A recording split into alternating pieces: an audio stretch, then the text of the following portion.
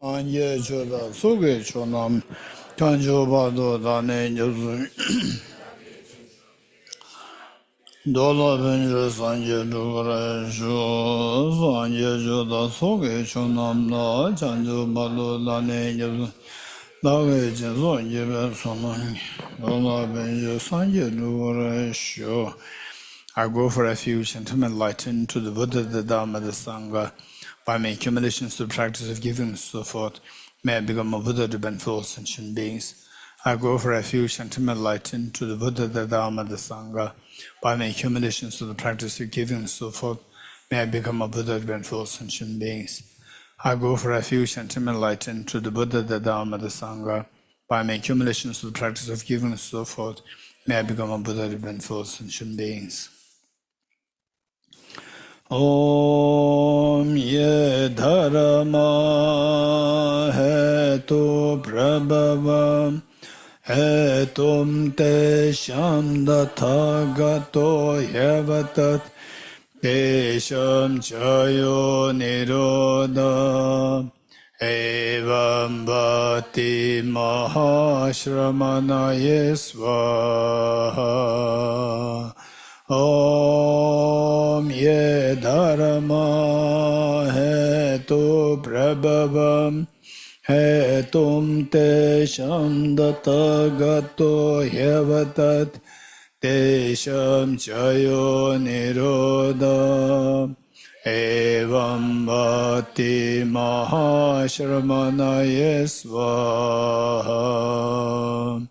Om ye dharma hetu prabhavam hetum te shamdatha gato yavatat desham chayo nirodha evam bhati mahashramana yesvaha. All phenomena arise from causes. The causes are taught by the Tathagata. Whatever is the decision of the causes as well as thus taught by the great seer. Okay, this morning we're talking about the gross impermanence. So now subtle impermanence. And after contemplating on the gross impermanence, it's important for us to go to contemplate on the subtle impermanence. And how we go about doing that. In the first place, what is meant by subtle impermanence? Subtle impermanence is the impermanent, the momentariness, momentariness involved with all the composite phenomena. Momentariness involved with all the composite phenomena is the subtle impermanence. So, what is meant by that is say that we saw huge trees grown, and perhaps in your own life you must have seen some trees where initially it was in the form of a sapling and then grew to such a tall tree later. So we see that there's a whole, perhaps 10 years ago, it was just like a tiny sapling. And then later, after 10 years, you see a huge tree grown there. So it's not that the last, like the 9 years and 11 months that it remains the sapling and said, oh, tomorrow completes 10 years, I have to grow. No, it has been growing every year. Every year it has been growing, which means it's changing every year. And the change that you see within the span of 1 year time, again, it's not that the last 11 months and like 29 days means like a sapling, and suddenly, oh, tomorrow completes 1 year. And it's not like that. Every month there has been growing, which means every month there has been changing. And the change that you see within the span of 1 month is possible if the change is happening on the weekly basis, daily basis. So it's changing. And the change that you see within the span of a day, in a single day is possible, where this change happens on the hourly basis. And likewise, you keep reducing it, make it smaller, smaller, smaller. Don't jump from, yeah, I know all these things. So the big tree, like 10 feet tall, No, but then last 10 years is all because of the momentary. Don't jump like this. Go slowly, try to contemplate. Let your mind imbibe those experiences. Then gradually when it comes to this point, and that too, not just within a single day. In a single day you will not get anything. You continuously think about it from the very gross 10 years to the 1 year, to the 1 month, to 1 week, 1 day. So this we have to keep reducing it in the length, temporal length. And then gradually you reduce to the millisecond. Within millisecond, like 1 second split into 1,000 divisions.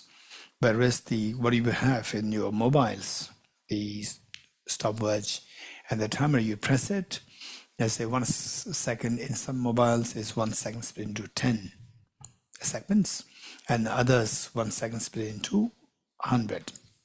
So 1 second split into 100, you look at Jesus, how the Jesus move. You see like this, like warm, like this. This is exactly how body is changing. How our body is changing, how the place is changing, how your children are changing, how your parents are changing, your body, the body is changing like this. This is what it is. So, but superficially, so look at the pillar here. It looks so stable. No, it's not like this. It's changing every moment, changing. If you can see that with the eyes, it's very scary to see that how all composite things are momentarily changing. And the one thing that I'd like to share with you, which one of my teachers, Venerable Geshe Damdul, what he shared with me, and I know that Gumbala and the team, you are inviting Gyudmed to give a talk. In fact, where is that happening?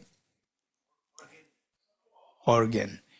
Okay, so if anybody listens to him, you see that is very, very inspiring, extremely inspiring. So I would say that just see if you can take the advantage of his coming. Very, very inspiring, an incredibly great heart, beautiful heart, and big heart. Only compassion. That's amazing, great inspiration. So since I was like age 14, 15, I was connected, I was being trained under him. Well, I'm very fortunate. Okay, so this was the anecdote which my teacher shared with me, but that was like, I don't know how many years ago, since 1986. 86. How many years ago? Oh, many of you are not born. John Paul was not born. Yeah. Okay, so there, what my teacher shared was, it's eye-opening and mind-blowing. So, in the olden times in Tibet, say of course, mundane world people, the wealth of your ancestors all being stored, and Tibet being very dry climate, so not much danger of the formation of the mold and so forth. So these are not really there because of the weather so dry, and these brocades. Anyway, I have no idea about these brocades, but in those days, the original brocades, they used to come from China, and the common people, they cannot afford these brocades. And these brocades, the rich family, they have the brocades stacked, generation after generation after generation. So these are the stature of the family wealth. And say it's stacked for now, like how many years? Like 500 years. Say grandchild, great-grandchild, great-great-grandchild, like this, passed down, and they're all in the storeroom. Or the treasure room. You call it treasure room or storeroom. And looks so elegant, looks so elegant, like fresh cloth.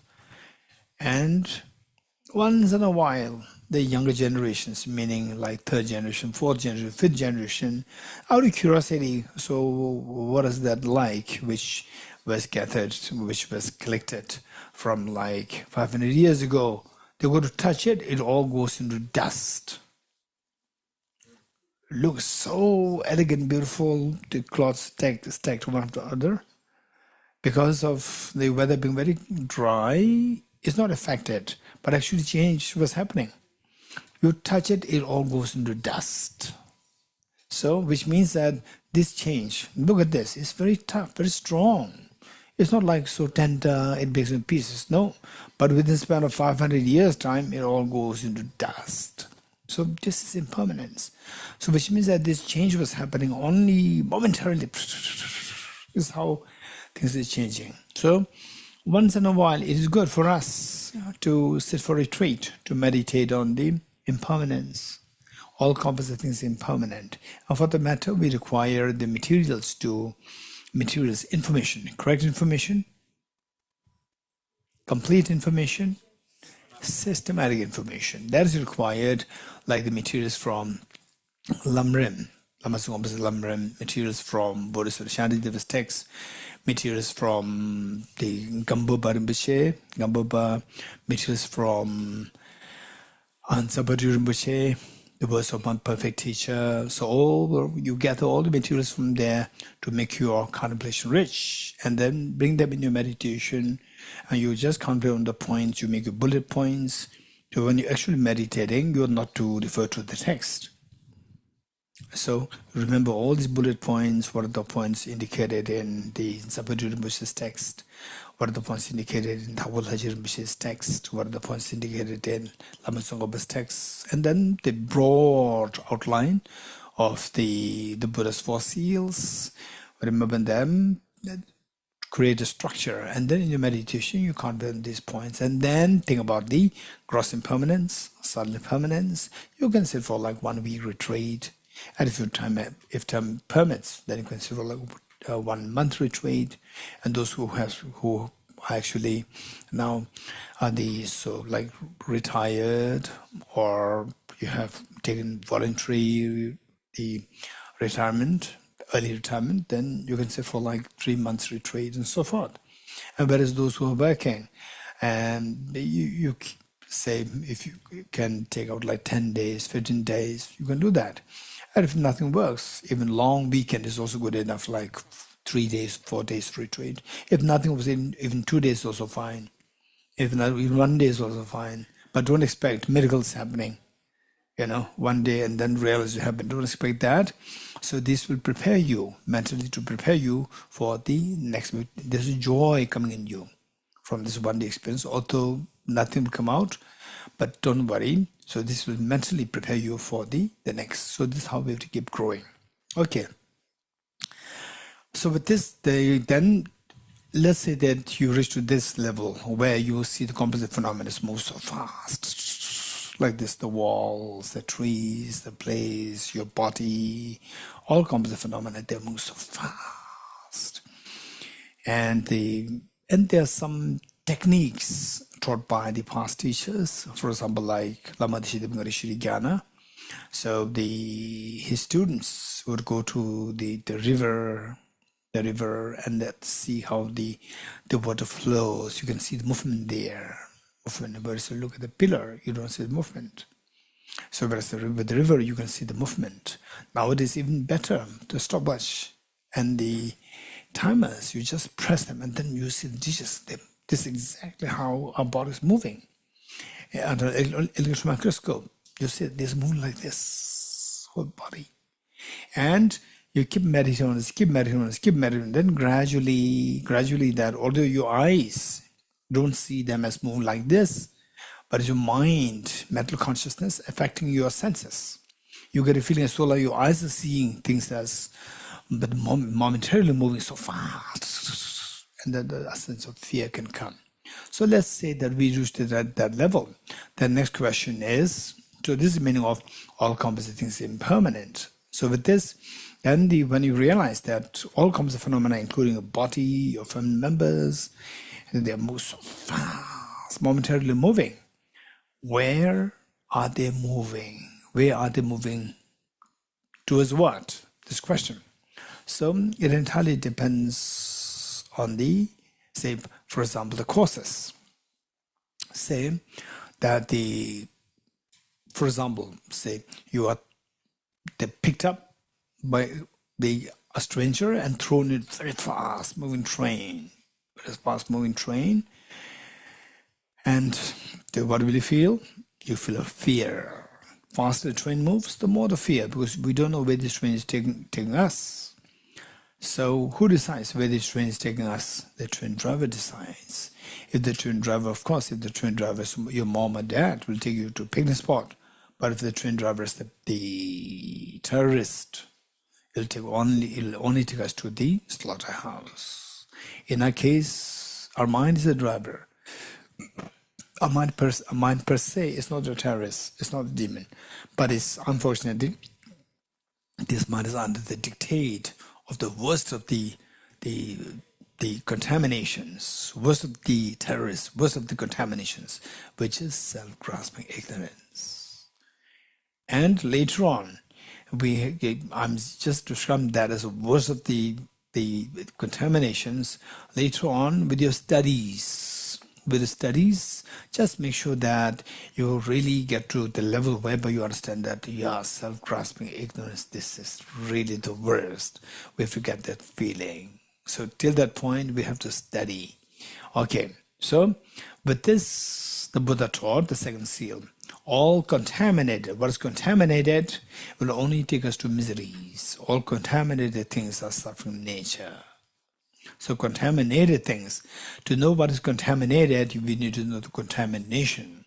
And contamination, we say, oh, the water is contaminated, or the air is contaminated. But here the contamination has a very specific meaning. Don't try to impose your own definition of the meanings, the definition of the words that you use, particularly when we go through the technical studies of the Buddhist philosophy and psychology. We should make sure that the meanings must be understood in the particular context. So the contamination here in this context, it means contamination is affliction. Contamination refers to affliction. What is affliction? Affliction is a mental factor, the presence of which disturbs your mind. Let me repeat it. What is contamination? Contamination refers to the affliction. What is affliction? Affliction is a mental factor, presence of which disturbs your mind. For example, like anger, it disturbs your mind. Craving, jealousy, they disturb your mind. And ignorance disturbs your mind, not allowing you to see what is reality. So these afflictions, the very presence of them disturbs your mind. This is known as the contamination. So what is contaminated by these afflictions themselves, or what is contaminated by these afflictions, like the contaminated karmas. So they'll only take us to the miseries. All contaminated things are suffering nature. And suffering nature, there are three kinds. What are they? Quick. Suffering, change. All pervasive condition suffering, or pervasive condition suffering. Just to make it a symbol, pervasive condition suffering, or some translators would say all pervasive condition. So basically, pervasive itself has it bears the meaning of the word all. Pervade. Pervasive. Okay. All pervasive condition suffering, or pervasive condition suffering. Three kinds. Okay, very quickly. So they have a lot of expectation of the level of the audience here. So therefore, let's make it very quick. What is suffering? Quick. Somebody resents. What is suffering? Here, Stephen. Okay, physical and mental discomfort. Physical and mental discomfort. Anyone.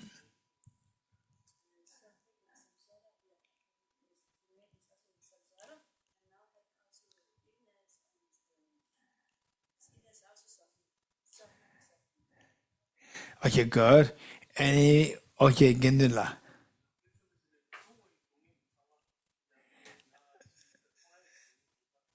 Okay, so what Gendula is saying is that any suffering which we can manifestly see them as suffering, this is known as suffering of suffering. Okay, so the correct, I don't want to go to waste more time. It's not wasting time, but I don't want to spend more time on this. So what Gendula said is perfect. So what he said is that any suffering which anybody can easily identify as suffering, this is known as suffering of suffering. Okay, next, suffering of change. Raise your hands. What does it mean by suffering of change? Raise your hands. Raise your hands. What is suffering of change? Raise your hands. Raise your hands. Raise your hands. Okay, Ajinimala. I'm prepared now, so on.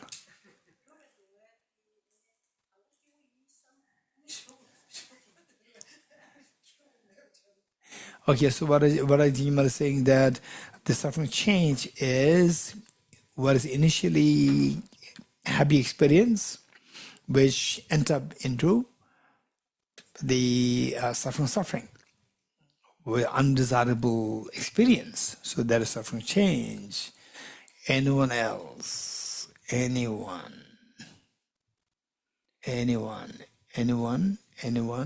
Yes, John Paul.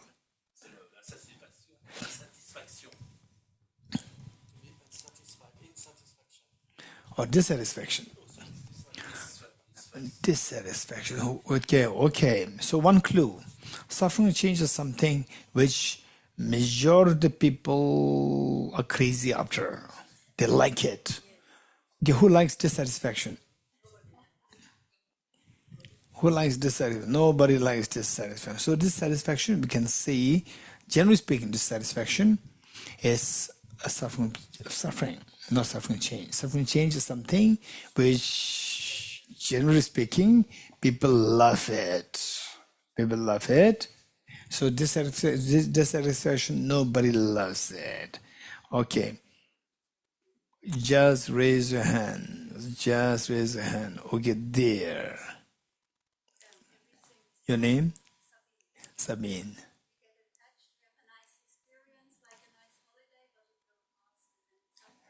Okay, nice holiday. It passes away. Okay, so which is the suffering change? Nice holiday or passing? Which one? You said two things. Okay, so how many like to pass your good holidays? Raise hand. How many like to pass the good holidays? Finish the good holidays. We don't want. So what we don't like, which nobody wants, is suffering. Okay, what Sabine what is said is correct. Only thing is articulation. You're getting it?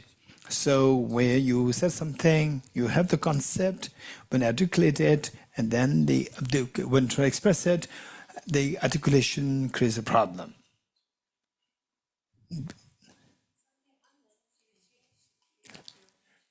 Something involuntarily changing. Okay, how many you want the involuntary change? Okay, suffering change is something which majority of the people, common people, they love it. This is suffering change. So how many you like the involuntary change?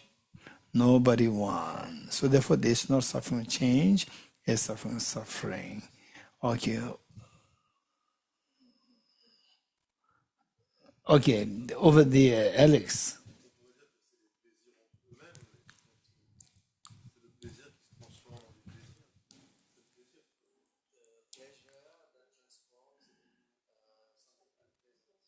Okay, so which one? The pleasure? Okay, which one?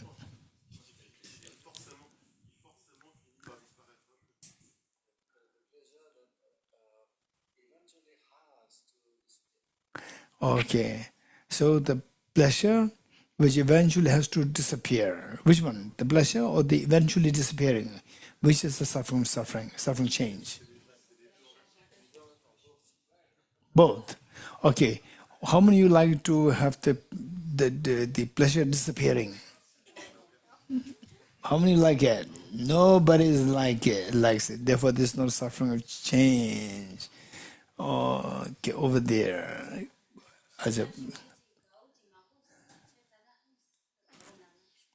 Okay, so enjoying delicious meal and then leading you to loose motion, leading you to diarrhea. Who likes that?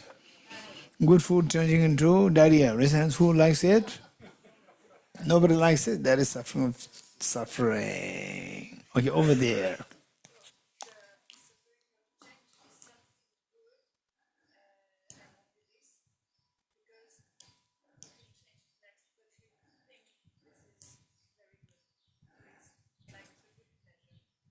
Okay, okay. Let's see this once more. What is suffering change? What is suffering change? Start from the scratch. Say it once more. A pleasure. Okay. The pleasure or happiness? Not the happiness. Happiness, not suffering change. Okay, true pleasure is not. Are you sure? That's interesting.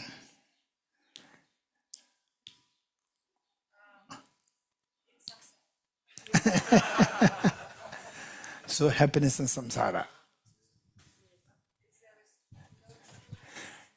This is what I'm saying. Happiness samsara. Is the suffering or not?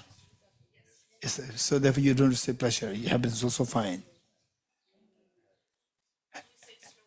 Happiness in samsara is suffering change. I agree with you. To make it short, to make it quick, I agree with you. Okay, let's say suffering change. Many people, what you gave, the answers Sabine gave, the answers Alex gave, they're all I know. You have the concept. When articulated, then you can end up into little complications. You're getting it? So while we know the concept, we also need to learn how to articulate your concepts. Articulation. And so the suffering change. First, what is suffering change? Then next is how is suffering change? Two. First, what is suffering? Oh, yeah, Kusanla.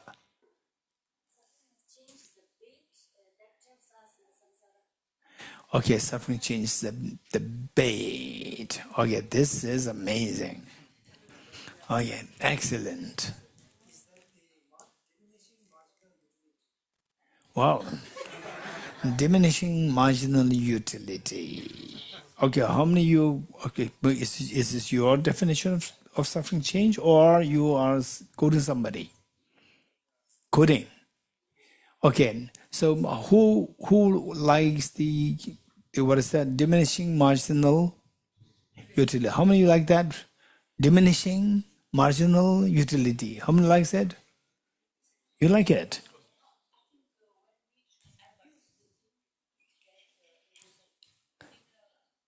If you don't abuse, it's perfect. It's right.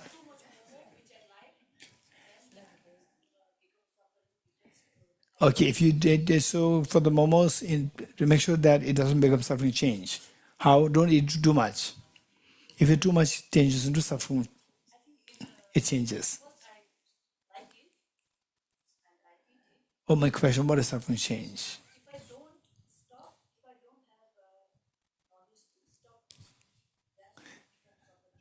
Okay, if you have the knowledge to stop, it's not suffering.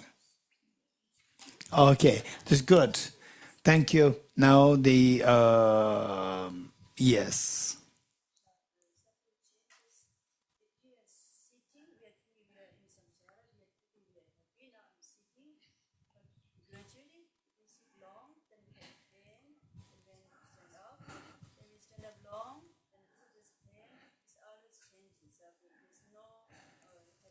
So how many like that?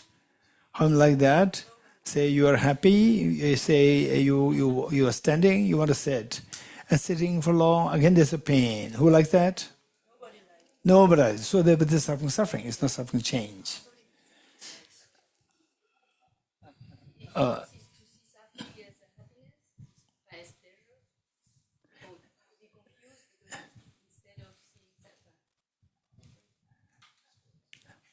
Okay, so you have to see happiness, this suffering as happiness. Okay, so Eating momo is not a problem.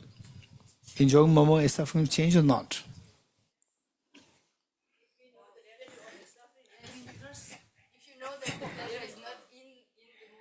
Okay, this is not the point. The point is, enjoying momo, is it suffering change or not? Yes. So how is it suffering? Tell me. Somebody who is very smart, who eats only 6 momos, not more. How is that suffering? Hunger?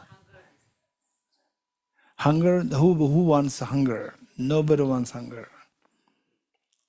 So that is...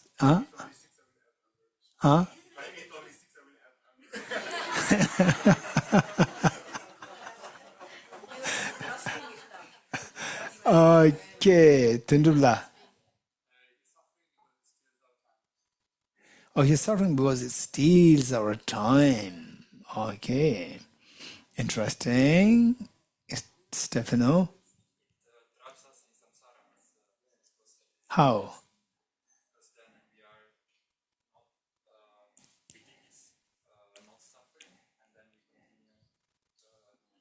To engage in this?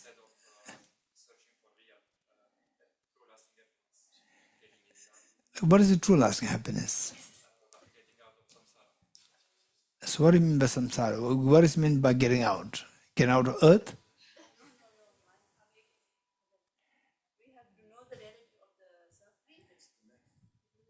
It's the next.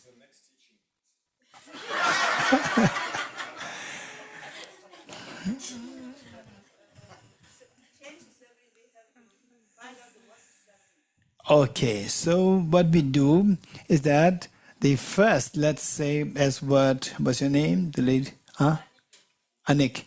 What Anik said is that just keep it as there's a samsaric happiness. Samsaric happiness or mundane happiness or worldly happiness. Just full stop. What is suffering change? Worldly happiness or samsaric happiness or mundane happiness. Full stop. No need to explain. It changes like this. No need to explain. So suffering change. What is suffering change? Just say mundane happiness. Full stop. Then the next question is, how is that suffering? Number one. Number two, why the word change is added to it. So then comes the explanation. So right from the beginning, you are trying to explain, Sabine and Alex, you're trying to explain what suffering change. So first, give me an example of suffering change. That is mundane happiness. Full stop. Then the person will ask you, how is it suffering change? Then you explain how that is suffering, number one. Number two, why the word change is added. So that comes the next. Okay, first, how is that suffering? How is the mundane happiness suffering? So this question. This is what Gunsan Lam explained it well. She said that mundane happiness is a bait. It's a bait. And then I think it, who was that? It was the Tundubla or the Stefano who said it steals the time. Who said it? Okay, Tundubla. So how is that bait? It steals the time. Okay, so let's say that the what is bait? Lapa, bait. So the mundane happiness is suffering because it's a bait. If so, say the animals. When you bear land this year, bears when lose it like lose it. Nyas megi, nyas megalo kalaji or kala chakud membeche. The Buddha shot the Hariman Dirishe, Dina Rocha Gurva, or the Lucy like bait. That's one okay. Because they asked me the question in Tibetan, so now I was responding in Tibetan. Okay, so it's a bait, and this is something that we have to know so well. And yes, even by knowing this, they will not necessary because our tendencies are too strong that will not change overnight. But still, to to know about these things, then think more about it. And gradually, our mind can become more and more matured, more and more evolved. Okay, so for example, I remember His Eminence Kandentir Moshe, the previous one. It is 102nd. 102nd, His Eminence Kandentir Moshe is amazing. For him, what is mundane happiness is really, he sees this as like suffering. This is amazing. So what I learned was that you offer any food just to sustain himself, he will eat, he will have. And then if the food happens to be too salty, then the attendant may later come and say, "Sir, is the food not too salty?" He said, "I did not notice." Then he tried again. Otherwise, this is where no obsession to what we call as the bait, no obsession to the mundane happiness. This is amazing, incredibly great example for us. Okay, so this is where our mind can really evolve. And but for example, like the non-veg food. So majority of the people go for non-veg food because of the taste, but attracted by the taste. And so in reality, and this is really bad, because that the resorting to this, indirectly we accumulate negative karma, indirectly. And the consequence is that today you are eating something, and next time that will eat you. Yeah, this is a rotation. It's a rotation. This is very scary, very scary. So one example that I give, usually in the many of you who already attended these retreats, but this is extremely powerful example, and this we have to know. Let's say that how is the mundane happiness suffering? The first question. The example that I give is that they say two prisoners, prisoner A and prisoner B. Prisoner A and these two prisoners, they were to be executed after 1 year. So for the next 1 year, they should be kept in the prison. And they were handed over to the two prison guards, separate, two prisons. And the prison guard A see the prisoner A coming, and he welcomed the prisoner A, welcomed him, and then he created a swimming pool in the prison. Then he put up a Starbucks. Then he built a swim and the garden there. And then once in a while in the mornings, then the prison guard will come and tell you, "What happened? You look so low today. Come, don't feel low, it's okay. Come, let's have a cup of coffee in Starbucks." And you go there, and now this is your space. Look, swimming pool, garden, just swim, chill out. And then one day your mother comes. "Hey, my son, my daughter, so this is prison, you have to get out. Mom, do you have a swimming pool in your house? Do you have a Starbucks for me?" "No." "Mom, you join me." "Mom, you join me. Come here." Right? And then whereas in the other prison, prisoner B, the prison guard was so cruel. Every morning he was slapping, making him work so hard. No proper food, no proper bedding. And always being tortured by the prison guard. And after 1 year, at the time of the execution, one prisoner has already escaped. Now, if I ask you the question, most likely which of the two prisoners has escaped? Prisoner A or B? B. Yes, B. Why not A? Because A thought that prison A was not prison. It was a divine paradise. Prisoner B Prisoner B was constantly reminded that you are in prison, because he could see the very harsh condition there. He was constantly reminded that this is prison. This is not a good place for you to stay. So therefore, he was putting effort to run away from this. Whereas prisoner A, he was being deceived. It was a bait. Bait is a very nice place. Even the people outside the prison who are free, they do not have these facilities. So he was trapped by this. Then, if you are the prisoner A, on the actual day of, okay, now you're going to be executed, and you see your friend is gone, has escaped, then you will feel angry too. Why you could not escape? Because of the deception created by the swimming pool, Starbucks, and the gardens created. So now you start to feel so angry towards these. Now your death is happening because of these three things. You agree? Because these three things that you are now dying, whereas the other one escaped. Because these things were not there. These three things were the baits to trap you. So now you will see them as bait. When you see them as bait, do you like it or you don't like it? When you see it as a bait, you see that this is suffering.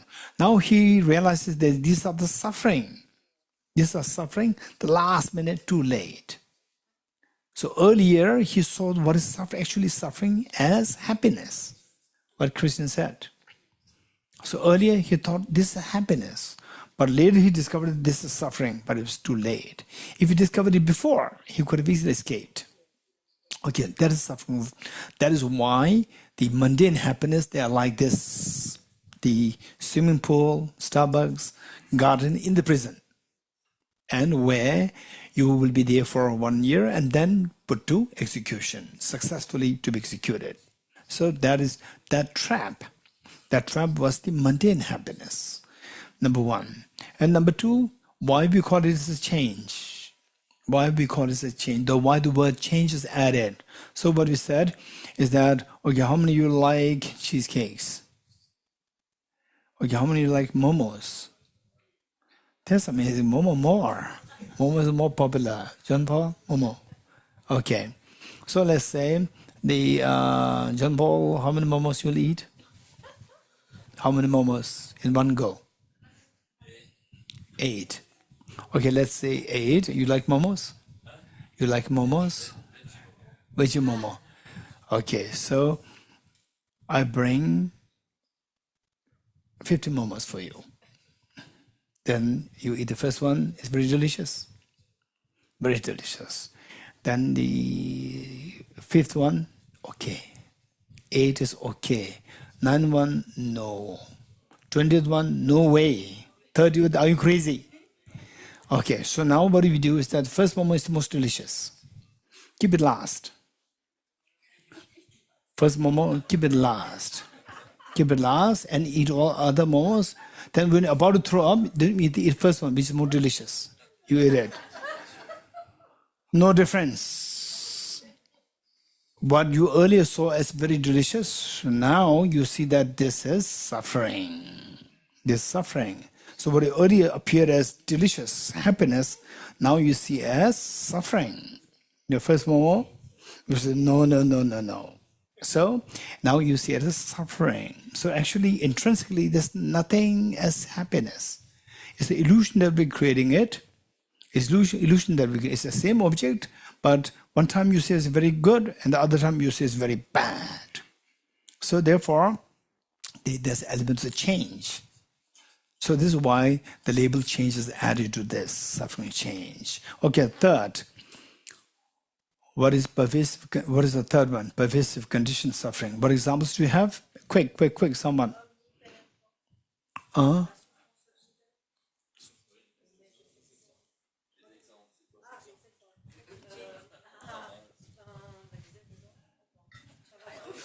Stephen. Any experience that you have when you take on an uncontrolled rebirth under the influence of karma? Okay, see, uncontrolled rebirth, involuntary birth. Involuntary birth by the force of the karmas, contaminant karmas and afflictions. Very good. And what else? Pervasive conditioned suffering. over there.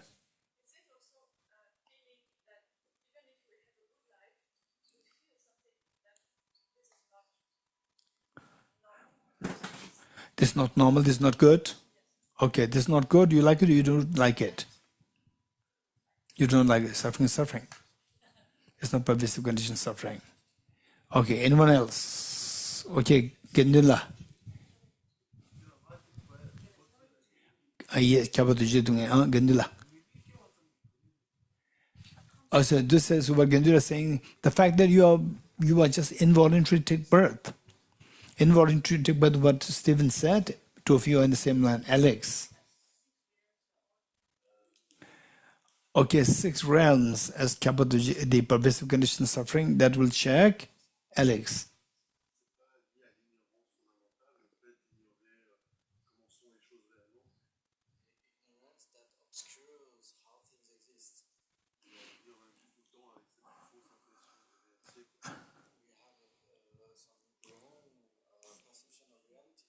Okay, so what Alex is saying, that ignorance which misperceives the reality, ignorance which misperceives the reality, which distorts the perception of reality, that is the pervasive condition of suffering. Okay, very good, very good.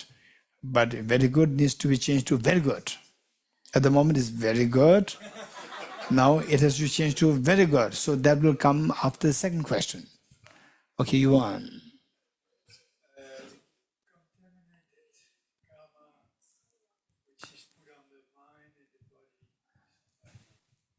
Okay, contaminated karmas, which is determining and your body and mind, your birth and so forth. Very good. So next will come. Next should be very good. So for that, the second question, you have to wait for the second question. Okay, Stefano. Yes.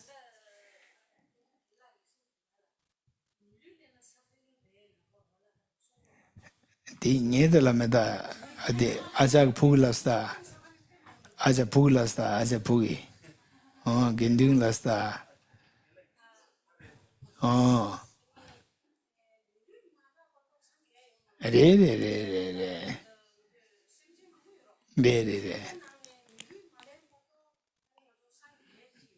Shidanta Sange diyor, Milimatun Sange diyor, Sange. Hayule Sange diyor. İneyam di milü di pet saçma, Sange go batobel pemisi saçma. Re.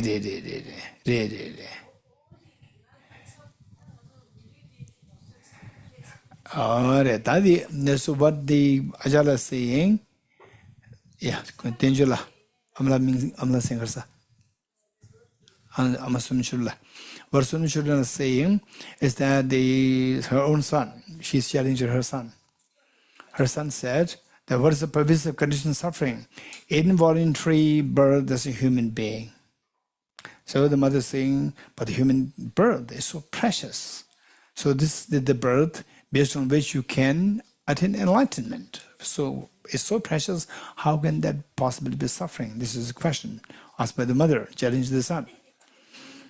Okay, so that will, to give the response to it very quickly, say, eyes, okay, those who are putting on the glasses, including myself when I read the very tiny letters. So, okay, I think I just want to show, like, you put on the glass, so therefore it's easy for me to ask question to you. So, why do you put on glasses? Because your eyes are weak. Your eyes are weak. Okay, eyes are weak is a problem or is good? Weak eyes are good or bad? Bad. But you don't remove the eyes. Your eyes are so precious, right? Although it's not good, it's weak, it's not strong, but still it's very precious. It's very precious. So our human birth, although it is defective, still is very precious because it has the capacity to become enlightened. Your eyes are so weak, but still so precious because with your eyes you can see His Holiness's face. It's so precious. Simply because it's defective doesn't mean that doesn't mean that it has the capacity to attain enlightenment and so forth. So it is defective. Defective means a suffering nature. Okay. Okay, Stefano. Yes. Amazing. I think you saw this. In a way, the Stefano is advertising this. You're getting it? What is it? I'm part of this. You're getting it? Oh, yeah. Answer so good. Okay. So now, now the next question to you and Alex, whose answer is very good. They should now, with the second question, it should be very good. Okay. Why is the deceptive perception, how is that pervasive condition suffering?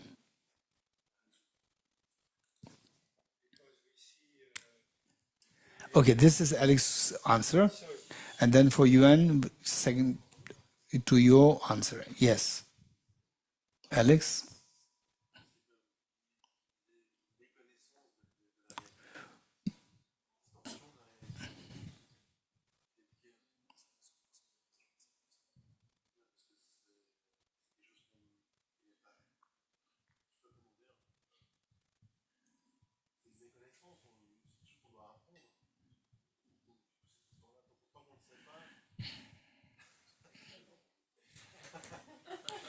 So now it's becoming very good or very good? Comment ça?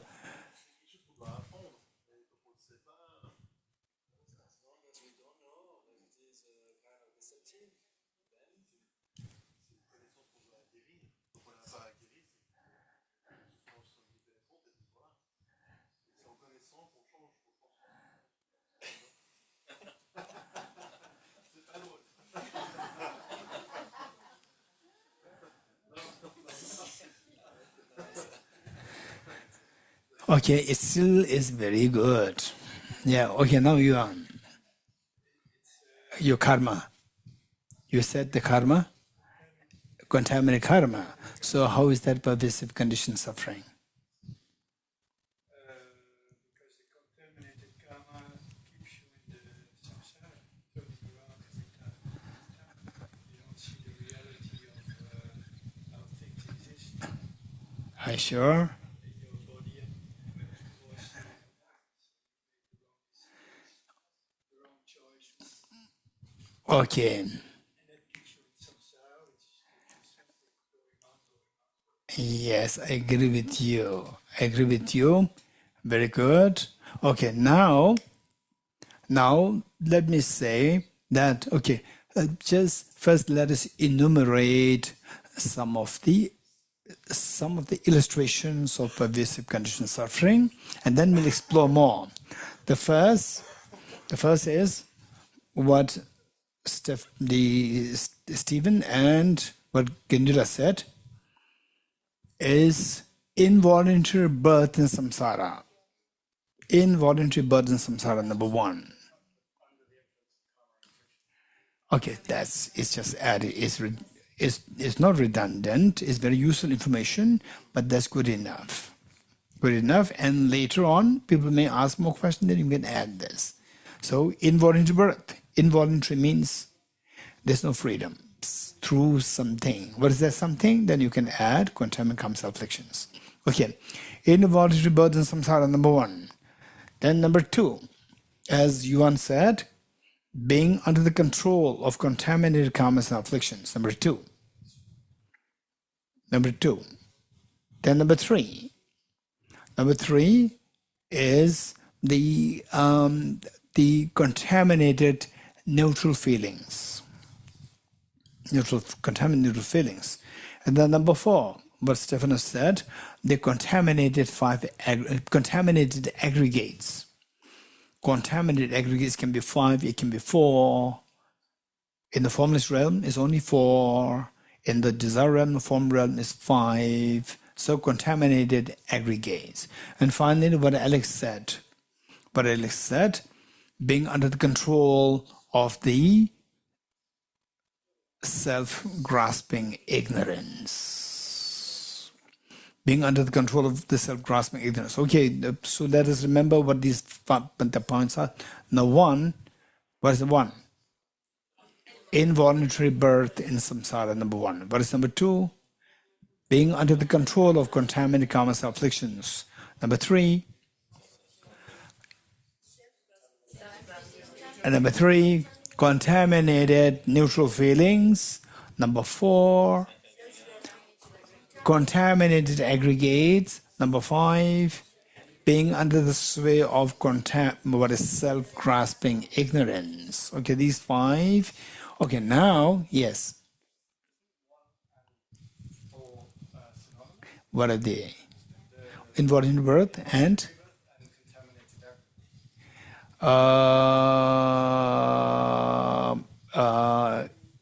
not really. At the moment, my aggregate.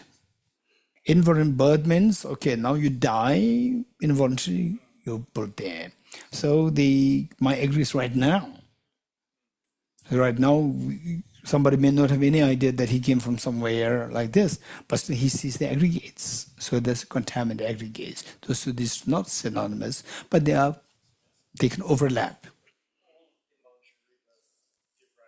Of course, 100% right, 100%. In fact, I would say all involuntary birth give rise to remaining form.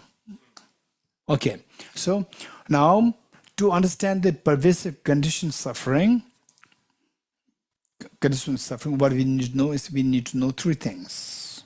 Why, how these five illustrations, they are suffering, number one. How they are suffering, number one. Number two, why the word pervasive is added. Why the word pervasive is added, number two. Number three, why the word conditioned is added.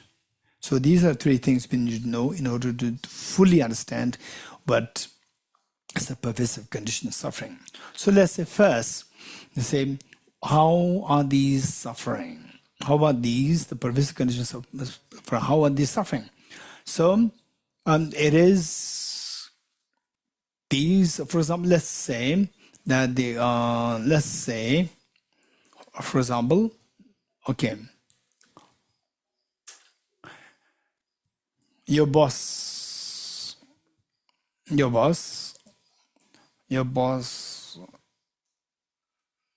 has been very unkind to you. And in the morning, you go to do work, and he says, "Good morning, sir." And sometimes it's also ma'am, not only sir. "Good morning, ma'am. Good morning, sir." And then the sir or ma'am looks at the clock, watch. What is this? You are happy, not happy? Carol, right? Carol said, "Good morning, sir." Right? Then I look at the clock. You happy, not happy? Not happy. You're getting it? Okay. You feel unhappy. Okay. And so this is the environment. The moment you get into the workplace, tension. And your boss is a manager and the executive director. So your boss. One day your boss came, executive director came. "Hey, Carol, you look so sad today. What happened? Come.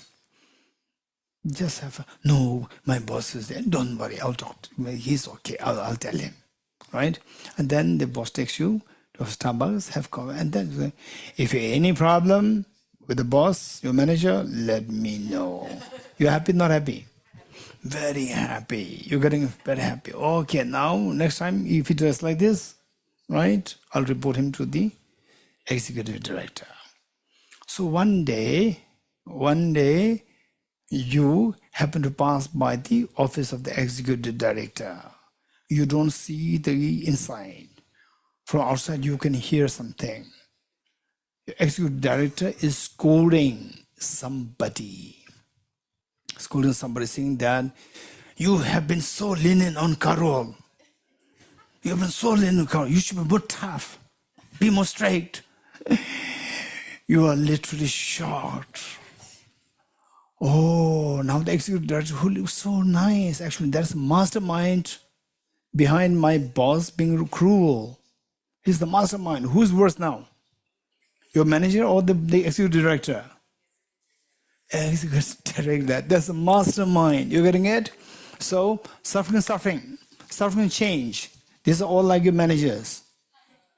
And the suffering, pervasive condition suffering, that is the executive director. That's the mastermind of all the other suffering. Yet, we don't know. We see that executive director is so nice. Yeah, Carol did this. How is executive director? Carol did like this. Very good. So this is what we the people are. What with the beings are. We don't know that the pervasive condition suffering is the mastermind. I think it was 2008 when you heard about the terrorist attack of Taj Mahal Hotel in Mumbai. And the one boy, the terrorist was captured, arrested, Kasab. And after, I think, 1 or 2 years' time, he was executed. So the next day, I was reading the newspaper. Reading the newspaper, it said that the people were dancing on the street to celebrate the execution of the terrorist. Okay, don't be too emotional. So first listen to the story.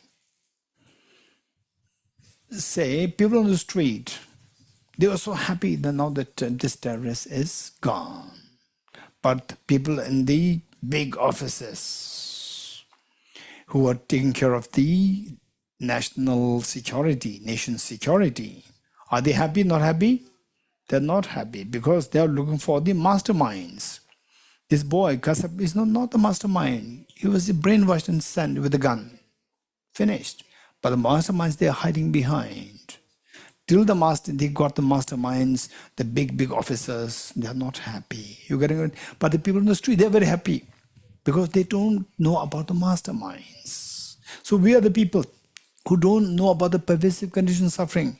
We only know about the suffering and suffering change. Even the suffering change, we are not aware. We think this is happiness. But who decides all these things? Suffering is we don't like, but we have to go through this because of the suffering change. Suffering change is the one which traps us.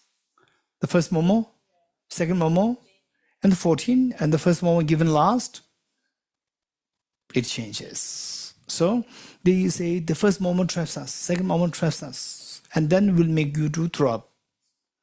It will make you puke. So that is the suffering change. These two are masterminded by the pervasive condition suffering. So therefore, the master, who is the worst? A terrorist on the ground, or the one behind, mastermind, which is worse? Mastermind is worse. So therefore, all the three sufferings, the worst of the suffering is pervasive condition suffering. But unless we study these things, unless we study these things, it's very scary. Suffering, we don't like. Nobody wants it. We know it. Okay, look, suffering, we are aware. We are aware of this presence. Plus, we are aware of his suffering nature. Remember, two things.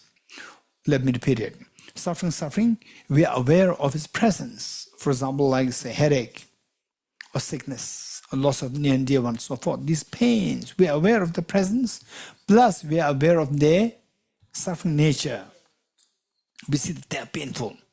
Suffering change. We are aware of their presence. We are not aware. Suffering change. We are aware of their presence, but we are not aware of their suffering nature. We see them as happiness. 2. Pervasive condition suffering. Forget about being aware of their suffering nature. We are not even aware of their presence. For example, like the worst of the suffering, pervasive condition suffering is what Alex said, distortion of the reality. Distortion of reality, the self-grasping ignorance. We are not even aware of the presence of the self-grasping ignorance. Okay, just pick up something, anything. Pick up something and show that to me. Pick up something and show that to me. Now look at it yourself. Look at it yourself. How does it appear? Does it appear like your mind is projecting it, or is so object real? How does it appear? So object real. And not only it appears object real, you believe this to be existing object real. That is self-grasping ignorance. And that's this ignorance. We're not even aware of this presence. And yet, so when do you see things as object real? In the daytime or in the night? Or in Switzerland, or when you go out of Switzerland? Always, to everybody at any time. This is how things appear as object real. This is how self-grasping ignorance, self-grasping ignorance influences our mind 24/7. It influences our mind 24/7. Yet we are not aware of that. We're not aware that this is ignorance. It is influencing our mind. We're not aware of that.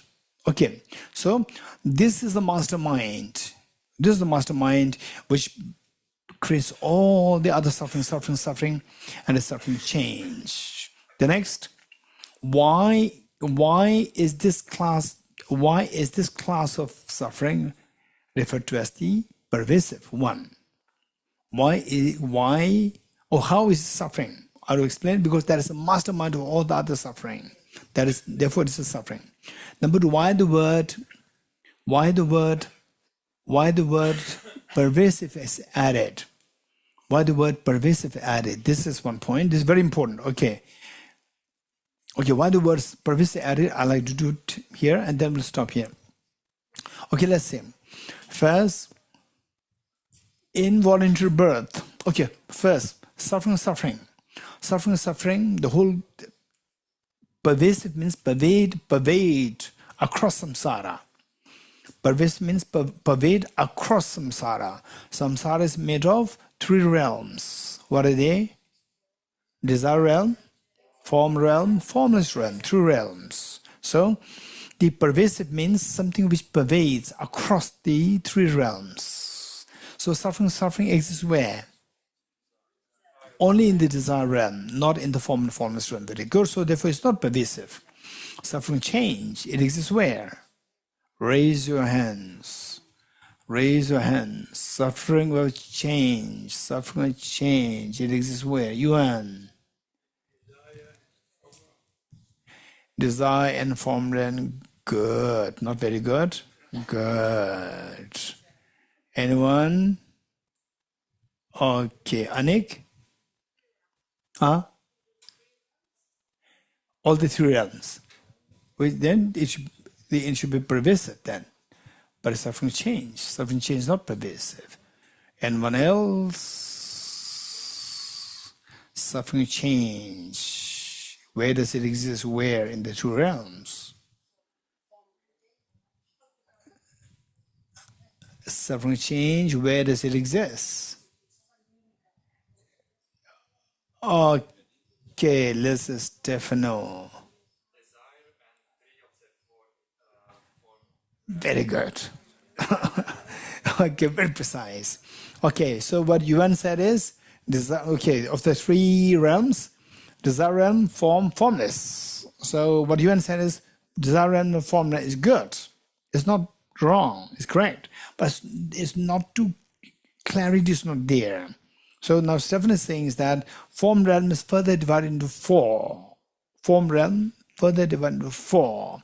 Of the 4, suffering of change exists only in the first 3, not the 4th one. So suffering change exists in the desire realm plus the first 3 of the 4 form realms. Let me repeat it. Suffering change exists in the desire realm and the first 3 of the 4 form realms. It does not exist in the 4th form realm. It does not exist in the formless realm. So therefore, suffering change is not pervasive. Okay. Now, suffering. Involuntary, let's say involuntary birth happens where? Which of 3 realms? Involuntary birth. Desire realm. All. So therefore it's pervasive. Suffering change is pervasive. Being under control of contaminant karma's afflictions exists where? All realms. neutral, the contaminated neutral feelings exists where? All realms. And then from the contaminated aggregates exists where? All realms. Being under the sway of the self-grasping ignorance exists where? All realms. So therefore these are referred to as the pervasive.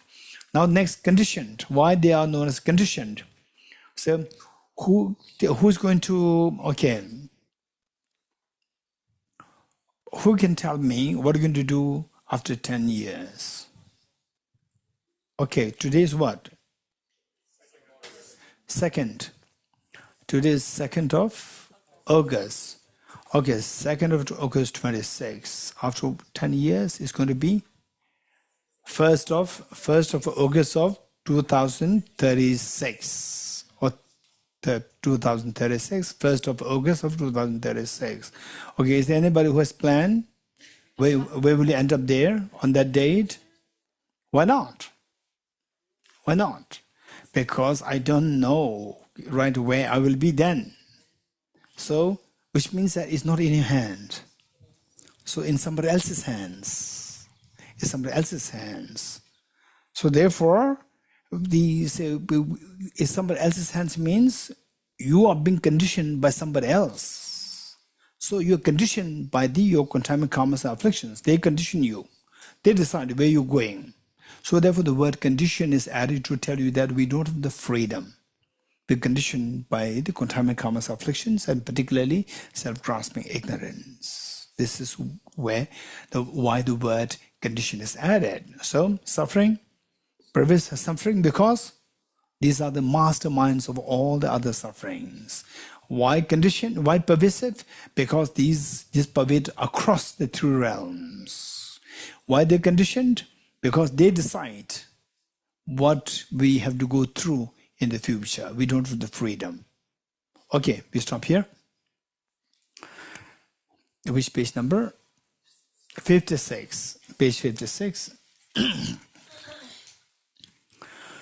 Togge tuje shage riso chon shenge meto dege bonjomba serge lumbo tabo jebe ko shage yebo kyola cha selo moni moni mahamona yeswa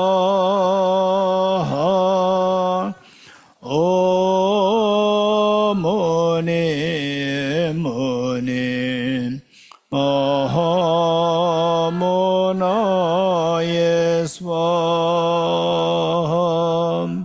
moni moni mahamona yeswa